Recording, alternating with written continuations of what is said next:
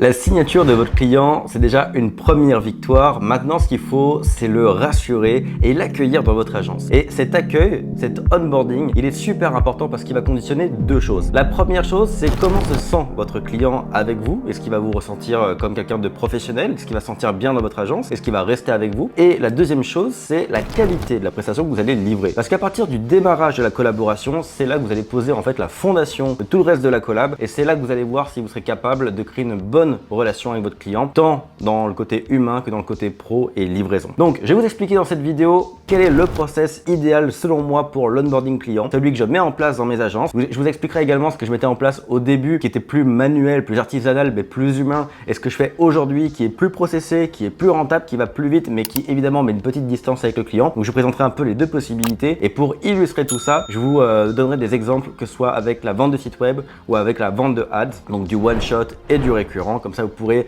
vous servir cette vidéo pour créer votre propre process tel qu'il vous correspondra le mieux. Alors là, normalement, vous êtes au moment où le client accepte votre proposition. Vous lui avez envoyé un devis que le client doit accepter. Et normalement, si vous suivez mes conseils habituels, le client doit payer soit un acompte si c'est un paiement one shot, donc il va payer la moitié de son site web par exemple en acompte, ou alors il va payer le premier mois des mensualités qu'il va avoir si vous avez un contrat sur le long terme en récurrent. Bref, il y a un moment où le devis est accepté et vous recevez de l'argent. Et ça signale le démarrage de la production. Vous pouvez commencer à livrer votre client. Donc quand vous recevez cette acceptation, cette confirmation de la part du client et idéalement quand vous recevez l'argent, déjà la première chose c'est que vous devez rassurer votre client. Vous devez lui montrer que oui, c'est pas parce qu'il a payé que vous allez l'oublier, que vous allez d'un coup disparaître en tant qu'humain et en tant qu'accompagnateur. Vous devez lui montrer que vous êtes là pour le recevoir dans votre agence et que tout va bien se passer. Donc pour ça, immédiatement quand vous recevez la confirmation, je vous invite à envoyer un email. Et dans cet email, d'abord il y aura la bienvenue à votre client, le remerciement pour sa confiance, lui dire qu'il a fait le bon choix. Ça paraît bête, mais simplement lui dire vous avez fait le bon choix, on est heureux de travailler avec vous et on est confiant qu'on va vous apporter les résultats que vous attendez. Et juste cette petite phrase là, déjà ça va le mettre bien à l'arrivée. Ça c'est l'introduction de votre email. Et ensuite dans votre email, vous allez lui indiquer toutes les futures démarches de votre collaboration pour qu'il sente que le process est carré, que vous avez déjà fait ça et que vous avez vraiment mis en place une structure optimale pour lui. Et donc là, je vais vous citer tous les prochains points qu'on doit retrouver dans votre email. Et vous allez voir tous ces points là, c'est finalement l'onboarding au sens premier, c'est ce qui va vous permettre, comme je vous disais, de le livrer correctement, d'avoir toutes les informations dont vous avez besoin pour livrer correctement votre client. Donc dans le premier point technique que vous allez inclure dans votre email après votre intro, donc c'est la première étape, c'est d'établir le canal de communication que vous aurez avec votre client. Là, je vous conseille deux choses. Soit vous pouvez utiliser Slack, comme c'est notre cas. Donc dans Slack, tout simplement, vous pouvez créer un canal par client et vous pouvez inviter votre client, même s'il n'a pas Slack au quotidien, dans ce canal. Comme ça, vous pouvez également y ajouter tous les autres responsables du dossier, donc tous ceux qui vont travailler sur son dossier. Et c'est le canal où auront lieu tous les échanges entre votre équipe et le client. Donc ça, c'est la première possibilité, je dirais la plus technique, mais la plus long terme dans le sens où tout est rassemblé. Moi, j'aime bien Slack pour le côté rassemblé, organisé. En plus, on peut vraiment le connecter avec plein de choses, avec des drives, avec des documents, etc. Donc, c'est ce que je pense être optimal. Maintenant, il y a une deuxième possibilité qui est plus simple et plus rapide à mettre en place, qui est WhatsApp. Et donc, l'idée, c'est de créer un groupe WhatsApp pour chaque client. Encore une fois, avec le client dedans et avec tous les responsables de son dossier du côté de votre équipe et même éventuellement votre sous-traitant si il n'est pas en marque blanche, si vous ne le cachez pas. Vous pouvez aussi l'inviter dans le groupe WhatsApp. Comme ça, tout le monde est rassemblé dans le canal de communication. Et ce qui est génial, c'est que ce canal sera votre seul et unique lieu d'échange. Tout sera rassemblé et donc il y aura forcément des traces de tout ce qui se dit dans ce canal. Donc ça, c'est la première chose. Donc dans le mail, vous glissez votre invitation au canal WhatsApp ou au canal Slack directement. Et vous dites bien, c'est là qu'on va communiquer. La deuxième étape technique de l'onboarding, c'est de récupérer les informations et les contenus dont vous avez besoin pour travailler. Donc concrètement, ça peut être par exemple des exemples de concurrents de votre client pour comprendre un peu son univers. Ça peut être des exemples de sites web qu'il aime bien si vous voulez lui créer un site web et être sûr d'être dans ses goûts. Ça peut être également de lui demander ses avantages concurrentiels pour être, on va dire, pour faciliter votre travail de rédaction de vos publicités ou de copywriting pour sa landing page, son site ou autre. Donc vous voyez tous ces éléments dont vous avez besoin pour travailler, c'est là qu'on va les demander. Alors on va pas lui demander dans le mail, ce serait beaucoup trop long, ce serait pas efficace. Ce qu'on va faire, c'est, alors c'est déjà la première fois que je vais vous proposer deux possibilités, c'est soit, comme je faisais au tout début avec mon agence, lui proposer un premier rendez-vous de production, donc c'est-à-dire qu'il a eu tous les rendez-vous de vente précédemment, là ce sera un premier rendez-vous de production uniquement pour la prod. Donc vous lui proposez un rendez-vous qui va durer environ 1 heure, lors duquel vous allez arriver avec une liste de questions et que vous allez passer en revue avec lui. Donc ça, ce qui est bien, c'est le côté humain. C'est-à-dire que là, éventuellement, ça va renforcer votre relation. Si c'est vous qui le faites et que vous avez vendu précédemment, ça va renforcer encore votre relation. Il va comprendre que vous n'êtes pas là seulement pour vendre, mais également pour livrer. Il va vraiment vous percevoir maintenant comme un expert ou une experte marketing en plus d'être à la vente. Et si vous sous-traitez ou vous déléguez, c'est à ce moment-là que votre client va découvrir la personne de votre équipe physiquement ou par Zoom qui va s'occuper de lui pour le reste du dossier. Donc c'est une bonne façon de venir présenter la partie production de votre agence directement à votre client. C'est plus humain, c'est plus accueillant, voilà, c'est plus sympa. Par contre, c'est plus chronophage, ça demande de se synchroniser avec le client. Éventuellement, ça peut faire retarder un petit peu le process parce que si le client n'est pas disponible pendant les 7 prochains jours, malheureusement, ça va attendre le 8e jour, alors que lui envoyer un lien, ça va beaucoup plus vite. Donc vous comprenez qu'évidemment, ça suppose tout ce que l'humain suppose, c'est devoir se synchroniser et trouver des disponibilités. Donc c'est sur ce point-là que c'est pas forcément le plus optimal. Donc il y a la deuxième possibilité qui est celle que je vais mettre en place avec mon agence Beauclair, qui est de préparer un formulaire type Typeform en fait. Moi je conseille soit Google Forms soit Typeform qui sont très bien et qui permettent tout simplement de préparer des questions auxquelles le client pourra répondre de son côté. Donc ce qui est cool, c'est qu'il n'y a plus de besoin de synchronisation ou quoi que ce soit. Simplement toutes les questions que j'ai d'un point de vue stratégique, les contenus, les textes, les avantages concurrentiels, etc. Je vais lui poser ces questions-là dans mon Typeform, je vais lui envoyer et comme ça le client pourra le faire à l'heure qu'il souhaite, le jour qu'il souhaite. C'est quand même efficace. Et puis si vous le faites par exemple via un Notion partagé ou autre, ce qui est cool, c'est que vous verrez même ce qui apparaît en temps réel. Donc même si le client le fait au fur et à mesure, en fait vous verrez apparaître les réponses et vous pourrez commencer à travailler de votre côté éventuellement. Donc Google Form, Typeform, Notion, utilisez ce que vous voulez, mais l'idée c'est d'avoir une sorte de process que vous mettez en place et qui sera plus ou moins toujours le même d'un client à l'autre. C'est là où on commence à gagner vraiment du temps et à gagner en rentabilité, c'est quand on met ce genre d'outils en place. Oui, c'est moins humain, ça il faut le dire, c'est moins humain, on va créer moins de connexion avec notre client, mais ça montre quand même un certain niveau de professionnalisme et en attendant ça vous fait gagner beaucoup de temps et forcément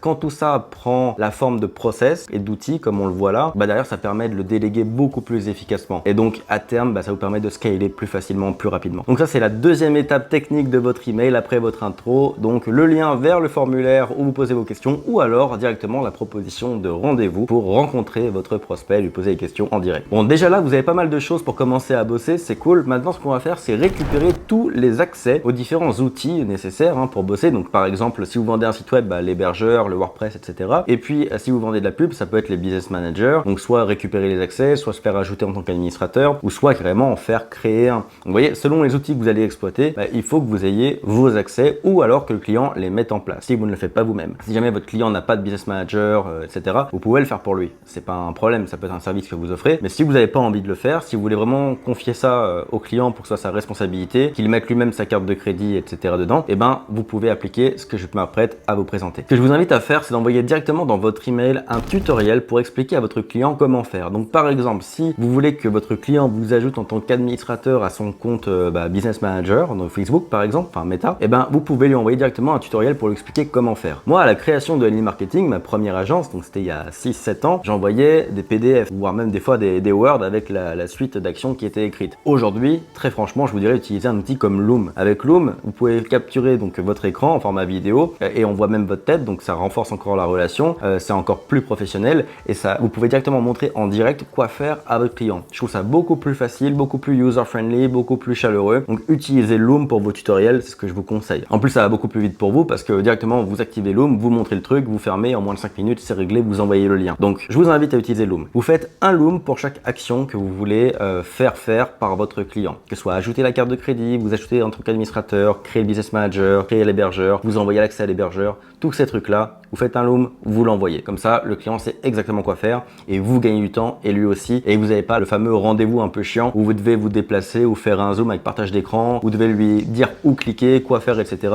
Ça, franchement, c'est toujours un rendez-vous chronophage et perte de temps, alors autant se l'éviter. Petite parenthèse, ce qui peut être intéressant si vous utilisez Slack comme outil de communication, c'est pas de mettre les Looms directement dans l'email que vous envoyez, dans ce cas-là, c'est de dire dans votre canal Slack, vous attendra les tutoriels dont vous avez besoin pour me faire parvenir les différents accès. Et là, ce qui est cool, c'est que si vous mettez des liens Loom dans Slack, avec Slack qui a un partenariat avec Loom, et les Looms vont directement apparaître dedans. Donc ça peut être vachement clean. Et là, le client va directement en se connectant à son Slack, enfin à votre canal Slack, il va trouver toutes les informations dont il a besoin pour commencer à bosser. Donc ça peut être vachement intéressant et ça fait vraiment un archivage clean. Avant de passer au prochain point, foncez voir en description ma formation gratuite les 5 jours devenir consultant. Parce que si vous voulez onboarder des clients, il faut commencer par en signer. Et dans cette formation gratuite, je vous explique comment trouver vos premiers clients. Et encore une fois, c'est entièrement gratuit, ça dure 5 jours. Vous avez tout ce qu'il vous faut pour pour créer votre offre, trouver les bons prospects, les approcher et les closer. Et je vous laisse aller voir ça en description et on continue pour le prochain point. Donc vous avez le canal de communication, vous avez les infos stratégiques, vous avez les accès aux différents outils. Maintenant, ce qu'il nous faut, c'est les contenus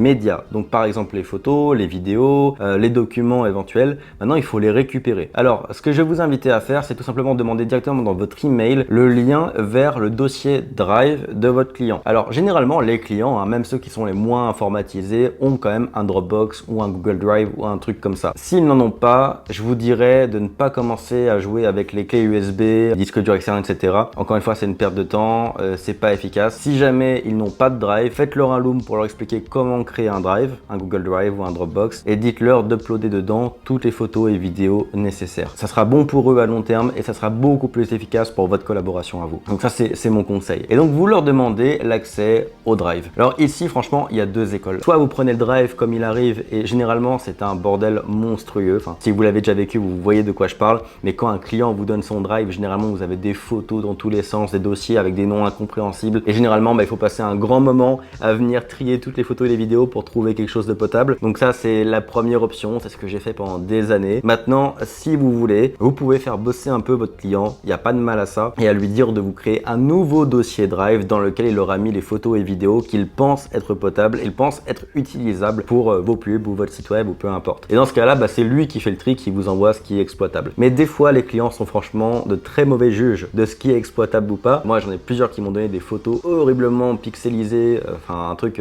dégueulasse, en me disant mets ça en photo d'accueil sur la page d'accueil du site web. Donc bon, l'idéal c'est de ne pas mettre votre client en tant que juge de ce qui va être exploitable ou pas, mais vous pouvez le faire bosser un peu au niveau du tri du Dropbox. Donc voilà, au moins dans votre email, vous récupérez les accès au Drive et si c'est pas le cas, vous envoyez un Loom pour expliquer comment faire. Et enfin, le dernier point de ce mail, c'est la logistique de collaboration. En gros, vous terminez votre mail, après tous les points techniques là, qui sont déjà très professionnels, vous terminez votre mail avec la logistique de votre collaboration. Donc vous expliquez au client comment ça va se passer. Donc vous lui expliquez que toutes les communications doivent passer par le canal de com que vous avez partagé au début du mail parce que c'est là que toute l'équipe sera branchée et c'est là qu'il aura les meilleurs délais de réponse et aussi les réponses les plus précises parce que les bonnes personnes, les personnes concernées pourront répondre directement. Ça, c'est un premier point important. C'est bien de le repréciser ici. Faut pas que le client prenne ses aises et commence à vous appeler à n'importe quelle heure sur votre téléphone personnel ou le téléphone que vous avez utilisé pour closer le client. Donc vous lui expliquez bien que c'est dans ce canal de com que se font les échanges. Ensuite de ça, vous lui expliquez également les horaires approximatifs des communications. Donc dites-lui bien, par exemple, on peut mettre jusqu'à 6 à 12 heures pour vous répondre, mais pas de panique, ça prendra jamais plus de 12 heures pour répondre à votre message. Sauf le week-end, le samedi, dimanche, on est off. On travaille du lundi au vendredi et nos horaires c'est de 9h à 18h. Donc si vous nous écrivez après 18h, il peut être normal qu'on ne vous réponde pas. Vous dites ça dès le début pour poser vos limites, poser vos contraintes et pas vous faire emmerder le week-end. Parce que surtout si vous bossez avec des petits clients, et je sais que vous êtes nombreux à aller voir des PME ou des TPE, etc. Ces boîtes-là, franchement, elles bossent tout le temps. Enfin, les PDG, les propriétaires de TPE et PME, très souvent, ils bossent tout le temps. Et donc, forcément, il y en a qui vont tenter le samedi, le dimanche, voire même le dimanche soir à 22h, 23h, ils vont tenter de vous appeler pour vous poser une question parce que de leur point de vue, c'est urgent. Et voilà, il faut un peu leur donner des contraintes, leur donner des consignes sur comment vous fonctionnez. Et c'est à ce moment-là que vous le faites. Gentiment, mais vous mettez simplement les horaires d'activité de votre agence, de votre équipe. Ensuite, c'est là également que vous rappelez un petit peu les délais. Donc, par exemple, si vous livrez un site web, si vous avez vendu un site web, vous pouvez rappeler que à partir du moment où vous recevez telle et telle information qui ont été mentionnées ci-dessus dans le mail, vous prévoyez 2, 3, 4 semaines de livraison, 12 semaines, peu importe ce que vous vendez. Mettez bien ici la condition que selon la réception des contenus qui sont ci-dessus et la bonne communication en Slack, on prévoit X temps pour la livraison. C'est là que vous l'indiquez. Comme ça, il y a encore une fois une trace écrite. Et si vous vendez de la publicité ou autre, c'est là que vous pouvez venir rappeler éventuellement qu'il faut au moins 2 ou 3 mois avant de voir des résultats concrets. Donc vous dites bien, encore une fois, que c'est la mise en place qui a lieu le premier mois et que pour voir les résultats concrets des retombées publicitaires, il faut envisager 2 à 3 mois. Vous le rappelez encore une fois par écrit dans l'email. Et c'est ici également que vous pourrez mettre toutes vos contraintes après au niveau de travail pur. Donc là, il y en a plein de possibles. Je vous donne un exemple. Si vous vendez des sites web et que vous voulez pas qu'il y ait 50 allers-retours pour changer les couleurs, changer les polices, etc., c'est là que vous pouvez rappeler qu'il y a 3 retours possibles sur le site web. Donc le client a le droit de changer d'avis 3 fois au maximum au niveau des couleurs, des polices, etc. Et que s'il dépasse ce chiffre-là, il y aura des facturations supplémentaires à chaque modification du site. C'est également là que vous pouvez présenter votre offre de maintenance si vous le voulez. Enfin bref, c'est là où vous pouvez placer un peu toutes les conditions de travail et les logistiques de travail avec vous. Et vous finissez avec, encore une fois, on est heureux de travailler avec vous, on a hâte de démarrer, à très bientôt. Et puis si vous avez des questions, n'hésitez pas et vous signez. Voilà, donc vous finissez votre mail comme ça en montrant que vous êtes disponible et ça y est, votre mail d'onboarding est parti. Et vous voyez, ce qui est génial, c'est qu'avec ce genre de process, tout est carré, tout est prévu d'avance, vous voyez, tout est bien clean, qui fait que c'est un process que vous pouvez répliquer de façon ultra efficace. Donc ça veut dire que vous pouvez prendre beaucoup plus de clients et en un minimum de temps, vous pouvez répliquer ça et vous pouvez éventuellement le déléguer. C'est-à-dire que là, avec une méthodologie comme celle-ci, n'importe qui dans votre agence, une fois qu'il est formé au process, est capable de faire l'onboarding à votre place. Donc vous voyez, l'onboarding n'est pas forcément rattaché à vous, même si c'est vous qui vendez. Derrière, l'onboarding pourra être assuré par quelqu'un d'autre dans votre agence du moment que le process est respecté. Donc voilà, c'était mon process d'onboarding. Dis-moi ce que vous en avez pensé en commentaire. Dites-moi si vous voulez d'autres process. J'ai pensé au process de recrutement, au process de livraison de certains métiers comme par exemple la pub, le site web, etc. Il y a peut-être d'autres process qui pourraient vous intéresser, donc dites-le moi en commentaire. Je vous invite aussi à aller voir en description de cette vidéo ma formation gratuite, les 5 jours de devenir consultant pour apprendre à monter votre agence et trouver vos premiers clients. Foncez voir ça en description, c'est entièrement gratuit. Et sur ça, je vous dis à très bientôt pour une prochaine vidéo.